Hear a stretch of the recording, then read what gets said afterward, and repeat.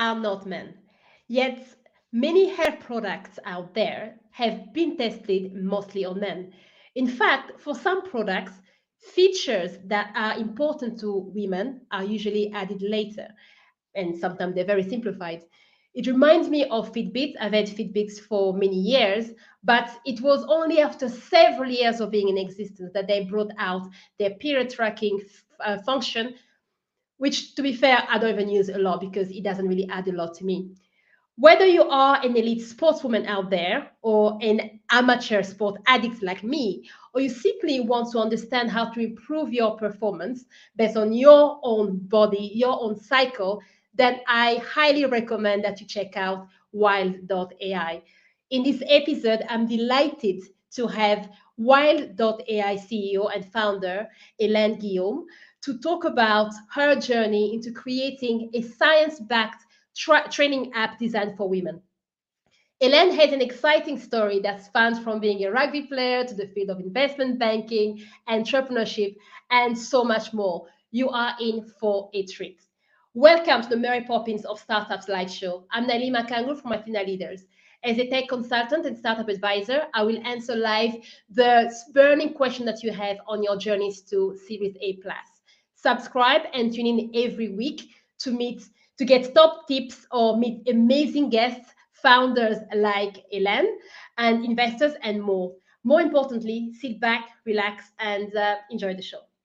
So, Hélène, welcome to the Mary Poppins of Startup Slideshow. For me, this is an episode that's been in the back of my mind since last summer, last June, when we met at South Summit in 2022. And in fact, for those who don't know, Hélène was one of the women on the panel that was discussing FemTech. And in fact, for me, your views, Hélène, on and even the way you were answering questions about the femtech industry, why even the stage that we were probably not as adequate for what the message that you are giving. You never mince your words, whether you are live on social media, and I think that is such a powerful thing because obviously you bring your background in data science in so many different industry and empowerment for women. You combine the two, and that's such an amazing mix. So for those who haven't spent the last few months stalking you like I have, do you mind sharing with us a little bit about who you are and what is Wild.ai? Yeah, well, thank you so much for having me. I was so excited meeting you at the Web Summit. And so I am Hélène Guillaume, the founder and CEO of Wild.ai. So what we do is an app for women to eat, train, and recover with the menstrual cycle. And the reason we created that is going to my background. I'm a data scientist by training. I studied mathematics and financial risk, and I was a quant in a hedge fund. So very much data science side. And part of that, I always done a lot of sports, rugby, triathlon, swimming competitively, and seeing in this world of sports that we were tracking data similar to what you were saying with your Fitbits, like tracking a lot of my body, but I couldn't really understand my body. And also I was trying to tune down a lot of what I was feeling as a woman. And I was thinking, no, I don't feel any of these symptoms that people are talking about as a woman, because I just didn't want actually to feel them, because I wanted to be so strong, especially in sports, because, in sports, women are less fast, less strong, we're less interesting. So we're not portrayed in medias, which is like quite insulting. And so I was thinking, like, is it true that my body is shitty, or is there another story? And so my life purpose has been since then, like trying to find out if being a woman is shitty or not. And I just would find it really sad if the conclusion is indeed that it is shitty. And the good news is now I'm actually in this journey of, through my company as well, discovering what is the female body and what is their advantages.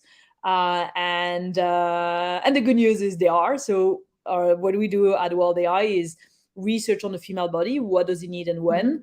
And why do we feel negative symptoms? Is there a finality to that? And so we do research, translate that research into our app, helping women eat, exercise, recover with their menstrual cycle, if they have a cycle, or with their contraceptive. If they use, we cover 145 type of contraceptives. They're all different. If you're in perimenopause, because as women, we go through these big life stages, which mean our body like really experience very, very different things. And it's really important to recognize those things, because otherwise women have pains, and we basically, yeah, not fueling the body the right way. So this is what we're doing. And yeah, the good news is that there are things incredible. And when we met, I was pregnant, so I have created, Yes. and so we create humanity entirely as women. uh, Hmm. Everyone around us have been created by a woman, and so we have like these bodies that are incredibly powerful. But society, marketing has portrayed us as like Hmm. weak and fragile. And even I was Yeah. talking with this person who's like quite, like, yeah, I would say like impressive as a man, and he was saying, but the masculine is the doing. And I'm like, I'm pretty sure, like, as a woman, as in the feminine, like doing a human and raising that child is very strong. So yeah, so I think there's a lot of things Yeah, I to. mean, even just beyond just the raising a child, in business, in pretty much every industry, you can see women now. And in fact, I'm going to highlight again one of the things that you said, especially in sport, which I think is so important that we start changing the rhetoric. This idea of, women's sport do not get a lot of viewership. I love tennis, and I watch a lot of tennis, especially Wimbledon. And again, there's always this thing about the pay that goes to women players and men because of, again, viewership. And I always love to point out, especially the fact that, in England, there's always been this chant about it's coming home. And it was the England women's team that actually brought the cup home. So there's definitely, this change that is happening. But I believe that, again, it's a question for you because, again, you spend so much time in this femtech industry. Are we still just scratching the surface, or have we now got to the point where people are realizing who we need to start paying attention and we need to start supporting women for our performance in general? I think like the very fact that we're having this conversation is because we are at the beginning, and there is a lot of work. And I mean, I find it insane that when we talk about women fighting to have voting rights, it seems like it's so long Mm. ago. But then we just turn around and look what's happening in the US, where little girls might not be allowed to talk about periods. And it's Yeah. insane. So, and that really shows that we are in the dark ages. I mean, like in some places we're going Mm. backwards. I mean, in the US, it's I think it's dramatic. It's basically putting so much shame. And like now we're having this conversation, we like kind of getting our heads out of like embracing the fact that we're women, that we have periods, that it's so normal. It's like you pee, you poop, you have periods, you have, I mean, it's like Yes. female body fluids is like absolutely normal. And otherwise there's no humanity. And so Yeah. we are the beginning. And like the fact that my company is existing is because we're still in the infancy. And Mm. 6 years ago, when I started the company, training with your menstrual Mhm. cycle had never existed as a sentence. And Yeah. now it comes out. But it is novel. Like a lot of people is the first, like now it's making the headlights, but it's the first time people are at the beginning, they were like, oh, the menstrual cycle is having an impact on the body. And we're like, yeah, actually it does. So like it's so Yeah. we still like doing a lot of education, why is it different, Mhm. and also why it's a good thing. Yeah, and in fact, that reminds me of something that you've got on your LinkedIn profile, and I'm just going to read that out, as I think it was kind of one of the triggers for you to starting Wild.ai. And you said that Wild.ai comes from the combination of all my personal doubts, dreams, and insecurities. It's part of my life mission to make both women and men change their vision on what a woman is. So, how did your life? I mean, because you've been in sport pretty much all your life, and it got to this point where you thought, enough is enough. We need to do something about this. I need to do something about this. So, what was that moment, if you don't mind sharing that with us? So yeah, like when I was a little girl, I remember my I was with my cousin, a boy who like was my best friend. And we were going to take a plane, and we were our grandparents were dressing us well to go take the plane. And then I would run out and climb a tree and like tear my dress. And they would tell me like, oh, be careful. But for him it was fine. So from this beginning, like we were treated a bit differently. And I always hated, and from being a very like young kid, when they were telling me, oh, like you're a girl, so you're pretty, wear a dress. I just like all Yeah. these like really always really triggered me. And growing up as well, so I really have an issue with this identification and this bucketing of you are a woman and you should behave in a certain way. And I was a tomboy, but a tomboy in French is a failed boy, un garçon manqué, which is pretty Yeah. horrible. Like you try really hard, but you're not that. And um and so growing up, that's this feeling that I had, which was I am a girl, I am a woman, but it's a lesser version of the human. And it really pained me. And so, when some people say, oh, like if you want to create a company, like, pursue your dream, like if you love cooking, become a chef. Or And so I was okay, I like climbing trees and like jumping in the water, but I'm not really sure how to make a career out of that, because I'm also not a very Yeah, good that'd be a bit athlete. difficult. Yeah.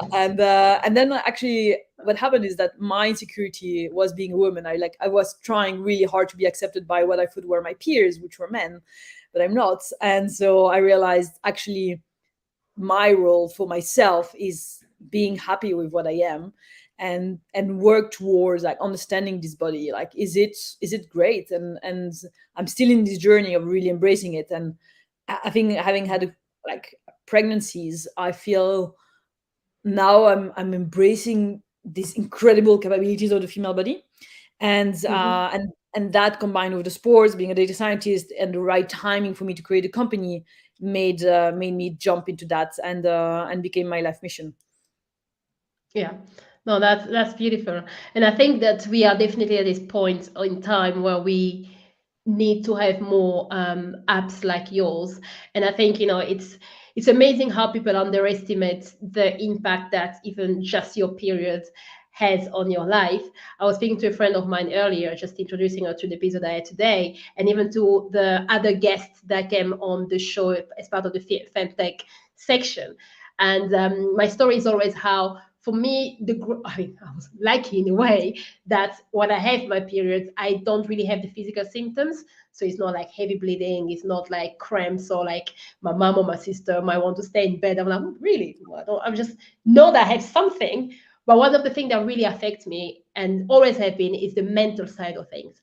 It's kind Yeah. of like this darkness that you don't know where it comes from, but it always happens roughly about the same time. It affects you, yet you need to continue functioning, right? Whether it was when I was a software engineer, you're in a room, you don't understand why someone's comment making you feel this way, or maybe you might I will naturally go down into depression.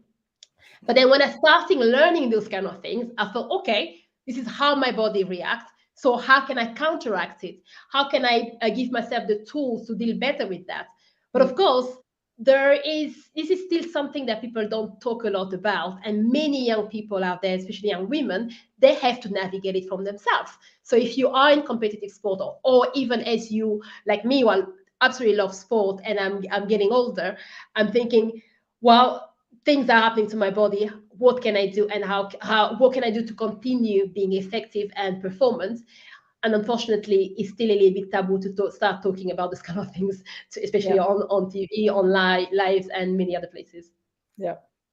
Yeah. And I think like the fact that you are doing what you do now, like bringing out, like shedding light on these things, is so important, because it's by seeing other women talking about it that we feel more comfortable talking about it, and normalizing all these things.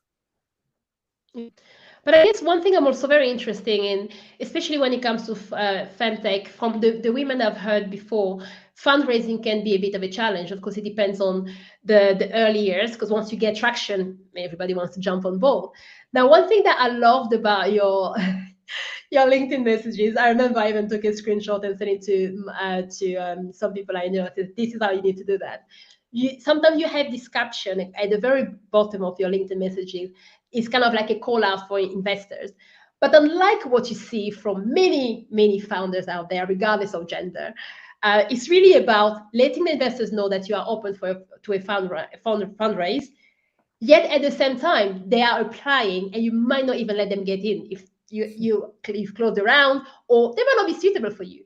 And I love that. Again, this is one thing that I love about your no bullshit. Excuse me for anyone who doesn't like do not like swearing, but your no bullshit attitude. And I love the strong message out there. So is this something that you always had at the beginning, or it developed as you are going through your journey as an entrepreneur? I love this question. So I am getting more and more comfortable with, Mm-hmm. speaking out, and I have a lot of backlash, by the way. So I have Mm. personal messages from people I'm very close to saying, it's pretty rough what you're putting out there. Like, I had one message. I put this post on LinkedIn on abortion, and I was saying, Mm-hmm. like, every abortion starts by a man ejaculating by mistake, probably. Like, we cannot Yeah. talk about abortion without talking about, like, these guys who don't know how to handle their penises, and um Yeah. and then all the fault is on women. And I mean, I Mm-hmm. find it insane that they cannot even comprehend the trauma that a woman is going through when she gets pregnant and Yeah. she has to decide for an abortion. And so, I have these personal messages of people who I really value, who tell me, like, it's a bit like abrupt, and it's like pretty Mm-hmm. aggressive what you're saying. And it is true. And so, when I have these messages, I'm thinking, oh, is it okay, is it weird? And it definitely is weird. But I also think that I was having a conversation with my partner a few hours ago, actually. And because I was talking about the postpartum sexuality of women. Mm-hmm. Yeah. That's sex as we hear it is often it's penetration and being horny. Mm-hmm. Actually, there's a big part of Mm-hmm. what is called sexuality, which is, like, reproductive health, if sexuality.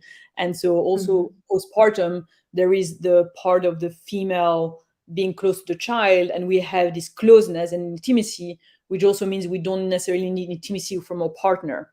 So it's Yeah. part, there's a woman, an author, who writes about that and says that is also part of the female sexuality. So he was saying, like, well, if you start with a headline like that, it's like pretty shocking, but then you explain it and it makes sense. And I think I use words or like sentences that are shocking, I guess, because they Mm-hmm. attract the eye.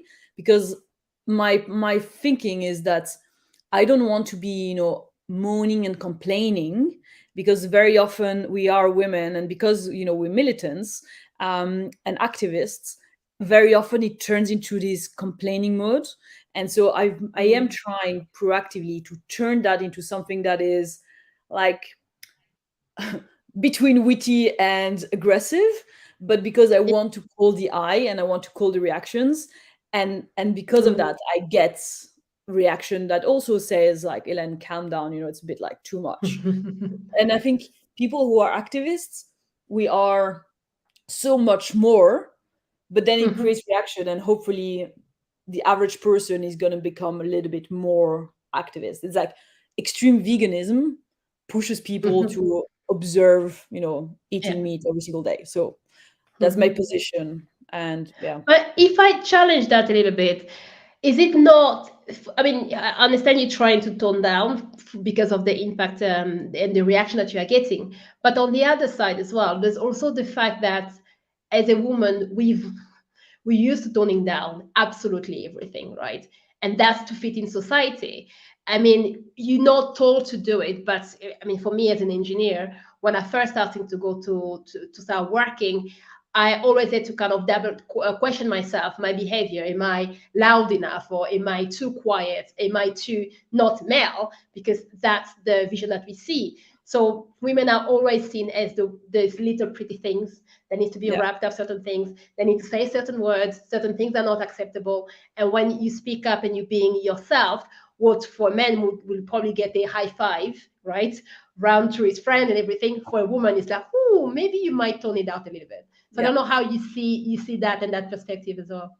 Yeah. So I probably use words that are, even for a man, it would be like, it's quite out there. Mm. Yeah. um but and so you're right, like, there is this box in which women should be fitting, and I'm probably like way outside of it. um and you were asking, like, how do I feel about that, and I think I'm getting more comfortable, because I think Mm. it's part of my mission, because it's actually like, when I write these things, I mean, I write them, I believe in what I write. And then when I click, like, publish or send or whatever, I'm like, huh, right? Like, let's see, it's like a bit scary. But also one of my my like personal challenges is like do things that I'm scared of. And so obviously I want to be aligned with what I write. I absolutely am, I right aligned. But it does push my like how it pushes my comfort zone because I get these feedbacks. But you're right, as women we are like told to tone down. And interestingly, when people write me these messages like now, it actually encourages me to Mhm. write even more, because I'm like, if I have Yeah. these reactions, it means that. And also because I also have the other way around, like on LinkedIn you can see quite a lot, like I have a lot of very positive reactions actually, Yeah. which encourages me, because it also, I think it opens a door and it creates a space for other people, especially women, Mhm. to express themselves and say out loud what they think as well. And I think by understanding, by having feedback from women that I've helped, and I do that because all the people also have helped me. I think it's the right thing, and Mhm. it feels good for me. So yeah. Yeah. No, well, to be fair, I will just say keep going because I think that we need people like you, especially when it comes to the femtech industry. Over the last few months, I've really been diving into and researching and finding out a lot. Um, I mean, a lot of different things that I didn't know about, issues that I've heard from different friends, and finding out that there are people out there that are putting themselves first, getting all of those negative comments, but still Yeah. going will help us push through the biases that are there, because at the end of the day, we also need to have men joining this conversation. I Yeah. think one of the interesting messages that I got from last session, I think it was episode 83, removing guesswork, tackling endometriosis and women health issues with femtech screen me CEO. One of the things that she kept on saying is that women issues are not just women issues, they are everybody else's issues. So if a young woman that cannot have a period, she gets put on into like a birth control or anything else, but there is no follow-up after that, then the impact of her not having a good follow-up, a good understanding of her body as she grows up, will be felt by the couple later on when they will want to have kids. So Mm, what we are calling women issue, the issue that femtech is actually tackling, of course, because it maybe have the name femtech, is actually things that impact society in a big way. So I yeah. think there is definitely a space for that. But we've got a very interesting question that came up as we were talking about fundraising, and I'm going to read it out. Talking about fundraising, I watched you on Dragon's Den when you turned down two investment deals. Very brave. How did the experience and advice make you feel in terms of future investments? So thanks for the question. So it's interesting. Dragon's Den in Europe it's very non-tech actually. So the valuations they Mm. used to are for physical products. And so like being a tech company, having like, at the time I was like a leg in the UK and one in San Francisco, London, San Francisco. Our valuation was for tech company. So when they made their Mm. offers, they actually were not considering our company with the valuation that we had, and we had professional investors. So it just Mm. was not okay to accept those deals, unfortunately, because they were very Yeah. good investors. But it was like terrifying. It is a show, so like it's like Mhm. if you are on TV, like they want something that is exciting. So like there's a bit of it's a bit dramatic, but it was definitely like an incredible experience. A very very, yeah, quite scary, but I think again it was Mm. out of my comfort zone, so it was fun. Yeah. And then what the outcomes, very interestingly, so I had expected, Mm. because it's a B2C, a consumer product, I had expected or like Mhm. downloads to go off the roof. So we were like the whole team was on crash testing the whole website, the app, for like Yes. days before, and like working like crazy. The shows goes out and nothing happens. Mhm. I was like, Oh okay. wow. Yes. And the reasons are a few reasons. First of all, the brand is nowhere on the show. You're not allowed to have a visual of the name of your brand. Ah. You Yes. actually don't see the name of the company or mine, like for the Mm. the duration of the show. Maybe mine, like, but so yeah, so it's not written, so it's like quite hard to track us down. Number one. Number two, the women who were there actually were not interested. The two offers were from two men. Mm. So it's also like Yeah. some signal that it's a product for women, but the women are not interested. So probably that actually played something. So downloads, no. But what was really interesting is that actually it had an impact that I did not expect, which is a very good reputation towards like other people, such as NASA, Google, investors. So I was like, that is Mhm. incredible and so funny because every time they were, Yeah. oh, I never watched Dragon's Den and I watched you this time. And I was like, sure. I mean, it's fine if you watch like Just that's happened to find me okay. there. But and so they were justifying themselves, and I was like, no, it's like I mean, it's Mhm. fun. It's like it's a fun show.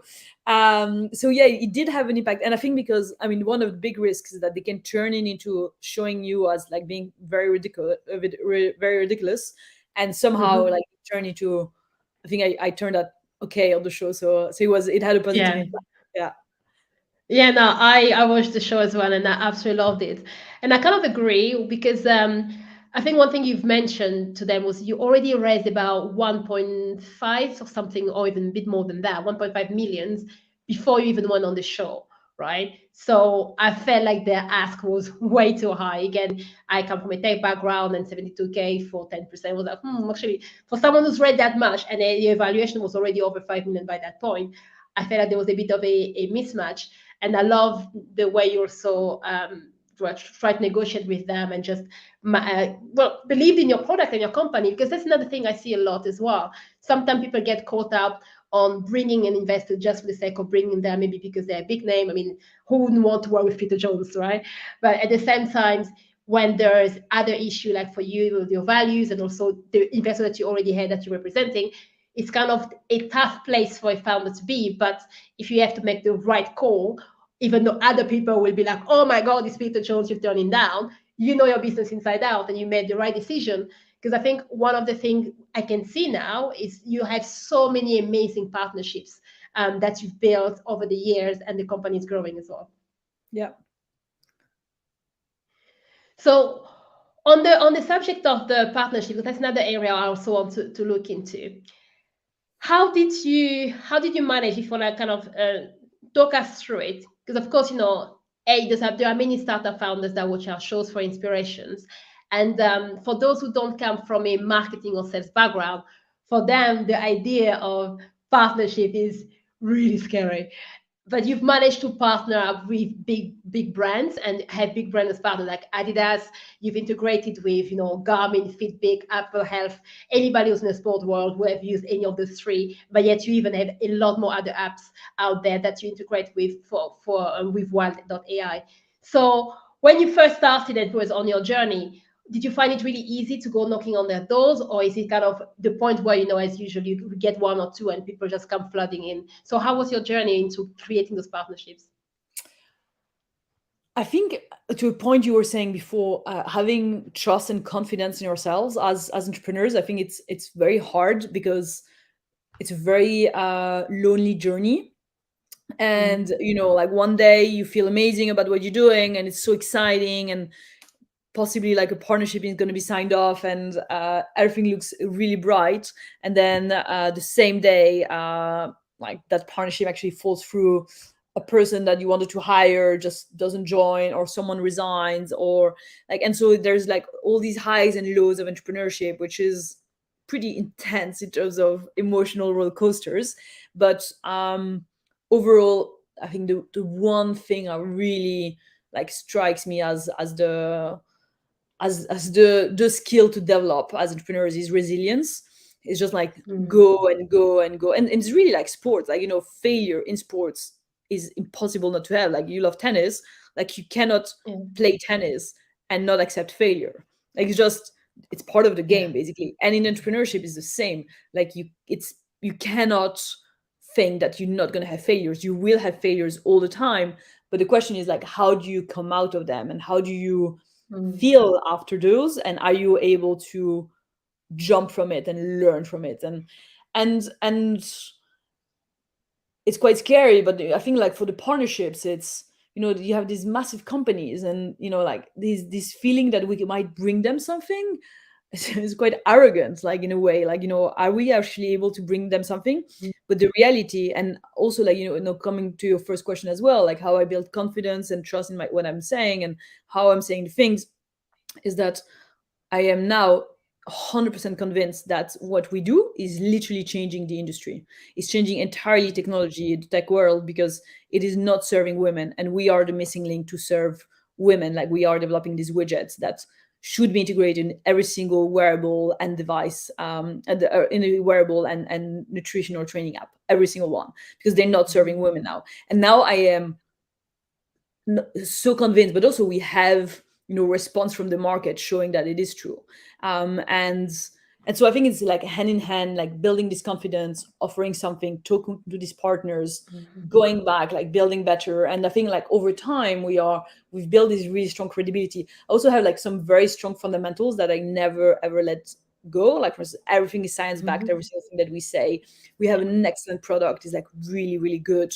And then we've never really done much marketing. We never paid for marketing. So we have a really good product, Right. but we're still small as a company because we just have never also spent, splash money in marketing. But yeah, we have an amazing offering, and I think that's why we are able to get these partnerships. And you think that not having marketing, or I mean, the fact that the word is spreading, is it more organically through the users that you have, or other media that you might have used, like in terms of PR? So we never paid for marketing or PR. The positioning that we have, and the reason I think we are in the press, is because we have such a strong and very, very different voice. So you were saying what I'm saying on LinkedIn is like a bit like shocking or surprising, and that is how I am taking the company, because I think to differentiate ourselves from the crowd or from what is saying, like the reality is like I am very, very unhappy with the situation today. Like, and it triggers me so much when I have a conversation and people are like, oh no, but women are equal to men, and like, like, you are a black person, like, oh no, but like there's no so much in. I'm like, okay, no, no, no, no. It really triggers me. Like, it really, like, for me, it really pisses me off. And so I'm so pissed off by that for me it's easy actually to have such a strong voice, because I'm really annoyed. And Yeah. and that's why I'm ready to fight. And I think we have to fight, to choose our fights as individuals, but this is my fight, and my company is my fight. And because of that, we have these strong words, and because of that, women who like basically get into the journey of using our app, they have these like they belong to it and they resonate with it. And I think like if there's something I coach some entrepreneurs, and I advise some entrepreneurs. One of the things that I try to get out of this conversation is like, how can we make it so different? Like, what really gets to your guts and really annoy you? Yeah. That's a very good question for entrepreneurs. Yeah, what really gets to your gut and annoys you? Because sometimes we go through the journey, you get a lot of different voices, and I've seen that a lot. In my advisory sessions, where someone's starting with a clear idea, but then the pressure of the market, although they're still in the right way, but maybe an investor says, oh, if you tweak this a little bit, that could be something else. Yeah. But then it's the balance between going for what you believe and what could happen can also be kind of a terrible pressure. But yes, it's like being honest and connect with your core as you go Yeah. through, because that's your baby and you're going to stay with that company for many, many years to come as well. Yeah. Yeah. So we've got another question that came up, and I'm going to read that out as well. Are you considering how the data can be used to personalize recommendation for your users? So just in the context for anyone listening, we're talking about Wild.ai app. So how the data can be used to personalize recommendation for users. Yeah, thanks, Agila, for the question. So we are actually, so we, as the app, like, we collect data from your wearable and manual input. We aggregate these two together, gives us a readiness score, and based on that score, you receive your personalized recommendation on a daily basis. So they adapt to you. So it is this personalized and precision approach to yourself. So yes, absolutely, we do that. Yeah, brilliant. And in fact, I will also recommend anyone listening to check out Wild.ai. I love the community page that they've got as well. It's always full of interesting information. And I do spend a lot of time reading the blogs. And I found out a few things about myself. And now that I'm also going myself into asking myself the question of how can I improve my performance, I'm gonna start tracking my own data to see how I can definitely do better. Now on the topic of sports, and before we get there, one reminder to everybody, we do run advisory sessions for startups once a month. So if you have any questions or anything that you'd like to find out more about how to grow your company, especially if you are early stage or seed level, then please do join us, as we'd love to have a discussion with you. And for anyone who want to find out more about Hélène and Wild.ai, do check out, we put the links to her LinkedIn page, because I would definitely say do follow her on LinkedIn, because that's incredible. Because sometimes I get tired of the fluff and she cuts straight into the bullshit and just say like it is. Now on the topic of sport, I really wanted to touch up on that as well, because a lot of people ask me about entrepreneurship, especially early entrepreneurs, asking me what work-life balance is, which I believe that for me, work-life balance is a concept that doesn't really exist. It's pretty much what gets you out of bed in the morning, what makes you smile, and how do you make space for what you value. And you and I, we both share love for sports. So on my side, I'm more into CrossFit, tennis, running, only if I'm being chased, to be honest, is not my favorite thing. But I do a lot of other things like kayaking and random stuff. And for you, yours is even in another level, right? Because you do like 100 kilometers, ultra trails, half Ironman, ice swimmer. So, how do you, what gets you into those kind of really, really difficult sports, bearing in mind that you also spend a lot of time on building a very exciting company that comes with its own challenges. So how do you do it?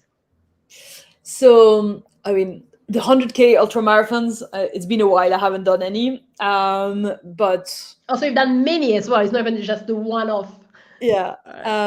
Amazing. But I think like now really my sport is surfing, which I think is the most difficult sport I've ever done. It's so difficult, Yeah. but I also think the combination of all the hormones that you get from it, like adrenaline, and then it's stress, so you have like cortisol, and then it's flat and it's boring, but then it's like super exciting. So it's just like this mix of it's like a cocktail, and I find it really, really exciting. And I like the fact that you say there isn't really balance, because I actually don't believe in balance. I believe in like a lot of action and so yeah, I think that I like to challenge myself, and for instance, like now I live in Portugal and I'm in front of the sea. Like I really try to go in the morning in the water, and the water is very cold, so I'm like facing the sea and it's freezing, and I'm like, come on, you can do it. And like when you start walking in the water, it's the worst moment because it's cold, but I don't know how come, but like when you are actually fully in the water, it's less cold. And so every morning I try to like have this first challenge, and I think like if I can face that and I can get this slap in my face, actually like the rest doesn't really matter. Like it feels less scary, and it's embracing these feelings of feeling uncomfortable a little bit, and also like I have this one body and I just really want to play with it and see how far I can take it. And so like this 100K, I was like, sure, let's do it. Like, let's try. I was fit at the time, and so we just got into that and got like really, really obsessed with it. And I love the fact of like not having balance and like being like fairly extreme on these things, but also I really believe in longevity of like taking care of my body. 100K running races are definitely not in that line.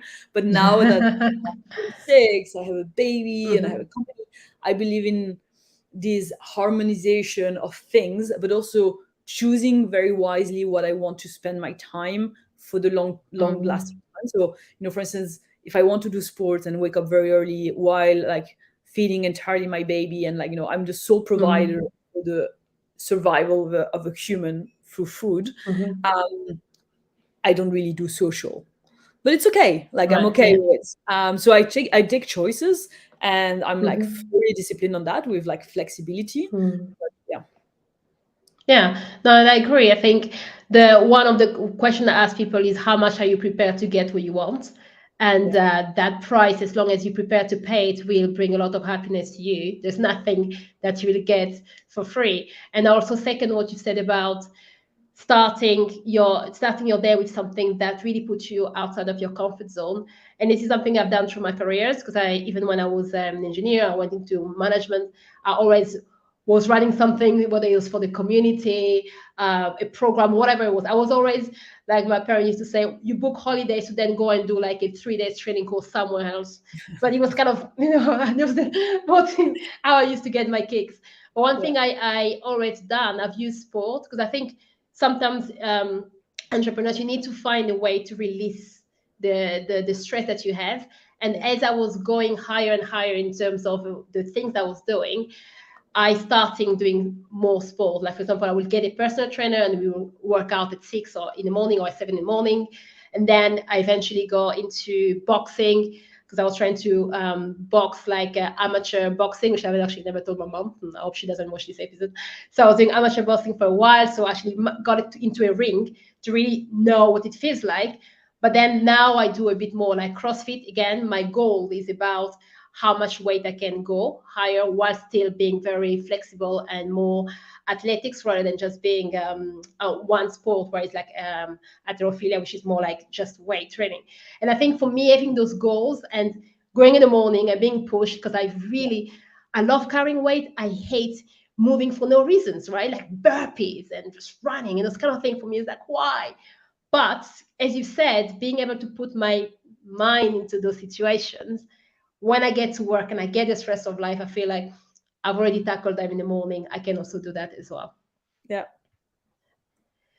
So just to finish off, again, it's such a pleasure having you and being able to go through your journey, building your company, being on Dragon's Den, and just your views about where we need to go as a society, and as well, even more importantly, why FemTech is so important for us and we really need to pay attention.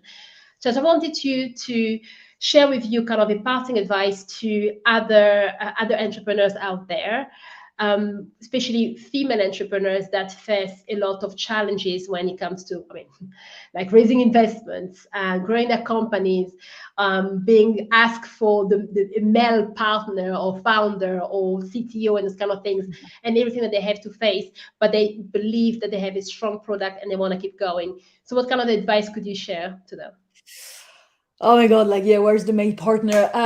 So the advice I think is fundraising. I 100% believe is a question of it's a sales pitch. Like you are selling something, and there are some people who you are subjugated by, and I think the reason we are is because they're so confident, and as women we just have not been educated and raised, and there's like many reasons for that, to be these like very self-confident when we sell something.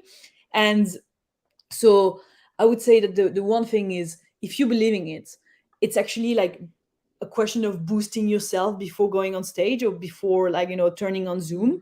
Because when we feel confident and when we portray confidence, people, like, that's what they believe. When we are a little bit hesitant and etc., and that's why, like, you were mentioning my type form, like you have to reply to a survey to invest in the company, which and the reason I do that is because I've had so many times where, and in the type form, like for the larger investors, one of the questions is like, is there a female partner in your fund? Or and if the answer is no, it's actually probably not the right fund for me, because it happened to me so many times where they're like, but would women check in like every day? Like, is it relevant? I'm like, yeah, your symptoms don't change. Our symptoms change all the time. Okay, I'm not going to educate you. If you are interested in femtech, educate yourself, because your job as a VC is to educate yourselves of the market, and this is a big market, by the way. And so I think, like, as women, and I really hated to say that there was a difference, but oh my God, there is a difference. We are just not pushed for that. So I would say beforehand, and like, you have a program coaching entrepreneurs, like I also help some people, and there is a value of having a counterpart that can boost you. So whether it is like calling your best friend, or like doing, like, like these weird exercises before going on stage and before talking, it actually really boosts us and boosts me, and that's what I do. So that would be like my secret. Like that's what I do. Yeah. Yes. And the pose that you had on Dragon's Den, the one with the, hand on the hips, is that part of your power pose that helps you to boost yourself, or you do other random things?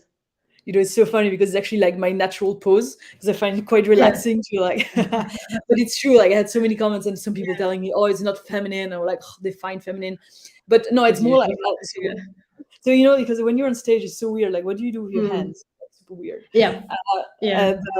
and so, and also like, as women, we're like, how am I gonna dress now? I have like a lot of breasts because I'm breastfeeding, and like I don't really know what to do with them. And Yeah. so I think like it's like, so that pose, no, but it's a good Mhm. pose. Yeah, Yeah. No, I loved it. My pause, and again, I do what you said. This idea of build your own confidence, and if I'm going to something especially very important, I either text or call someone, usually my sister, or I listen, even send him a yeah, voice message, so that I channel the negative energy out. I'm like, yes, I heard you. No negative noise. Now get out of my yeah, brain. Let me do my work, right? But my favorite pose is to do this. So I kind of put my hands up.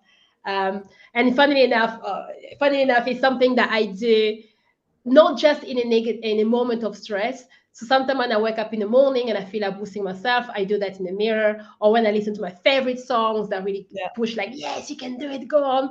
And even when I go on holiday, because I yeah, think for me it's kind of connecting everything. So that's the pose where I feel happy and confident. So when I yeah, do that, when I'm on, I mean, all my holidays sure to have it. Now I yeah. do it so much that once I don't even know where I was, and then she says, "Oh, Nelly, I'm gonna take a picture." And I put my hands up. I'm like, "Oh, yeah, that's what I do."